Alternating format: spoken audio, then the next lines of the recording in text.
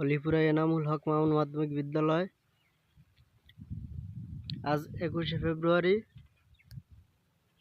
কোনো উদযাপন করার কিছুই দেখতে পাচ্ছি না। শহীদ মিনার বানানো হচ্ছে, অথচ ফুল দিয়ে শ্রদ্ধা নিবেদন করা হয়নি।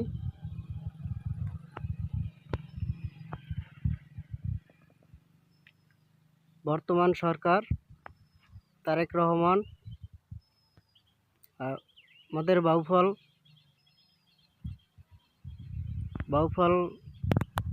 এমপি ডক্টর মোহাম্মদ শফিকুল ইসলাম মাসুদ ভাই